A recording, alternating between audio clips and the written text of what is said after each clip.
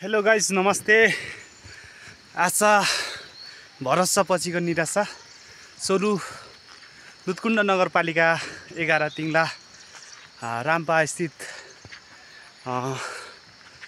राम्पाको भेगमा रहेको ठुलो पुरानो संरचना पुरानो ऐतिहासिक बरको एउटा पाटो ढल्दाखेरि चाहिँ अहिले यस्तो अवस्था देखेको छ।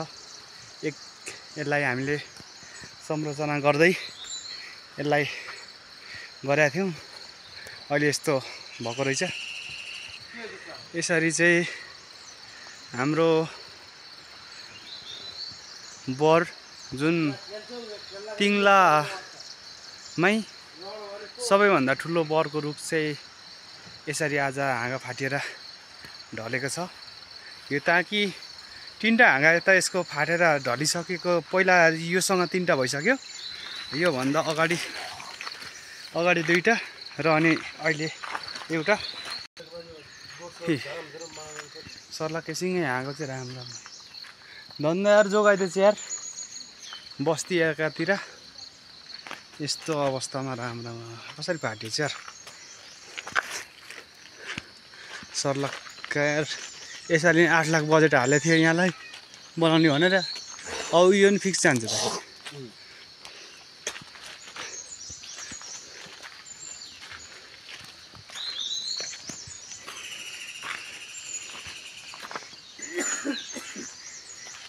उयो तल्लोपट्टिको पनि जाने रहेछ या दाइ, हेर्नु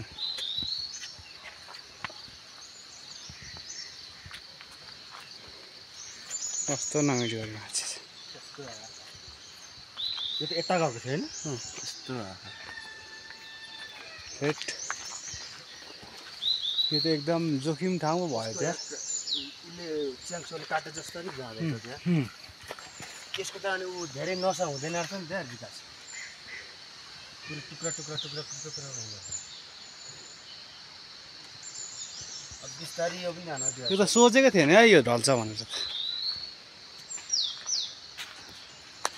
रात आज हिजो 2082 साल असार 16 गतेका दिन बेलुका राति करिब 11 बजेको समयमा चाहिँ बरको रुख ढलेर रातको समयमा ढलेको कारणले गर्दाखेरि मानवीय क्षतिमा चाहिँ खासै केही असर परेकै छैन।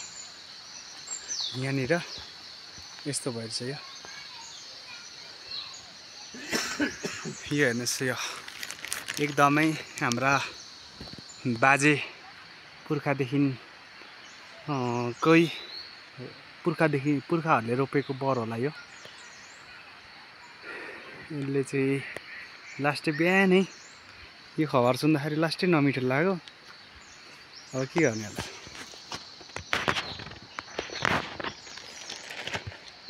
बडो अचम्म गर्दै यार 11 बजे भन्छ त्यो यो दाइ। अब अलिअलि हावा चल्यो भने त दाइ यो अरू पनि जान्छ।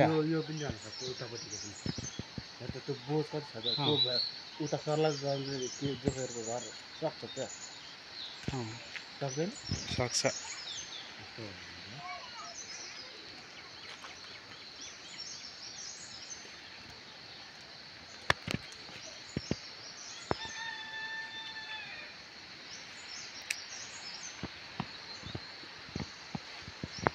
जाउँ ल दाइ है। ल हेर्नुहोस् है एकदमै जहाँबाट पनि देखिने यो तल्लो भेगबाट पनि देखिने बरको रुख ठ्याक्कै यो ठाउँ चाहिँ आइपुग्यो है भनेर मान्छेहरूले यो बर देखेर नै चिन्ने ठाउँ।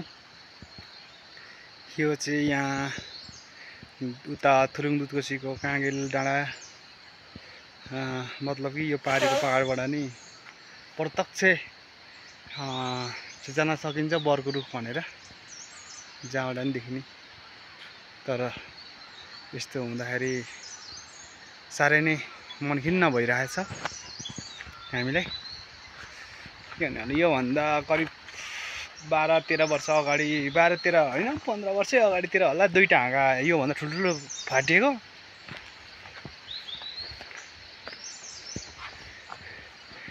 एउटा हाँगो चाहिँ यतापट्टिबाट यतापट्टि एउटा फाटेर थियो, यहाँ फाटेर यता ढला थियो भने एउटा हाँगो त्यस्तै तरिकाले फाटेर उताबाट गएर चाहिँ योभन्दा ठुल्ठुलो हाँगो फाटेको थियो। साल यहाँ हेर्नु न बर हेट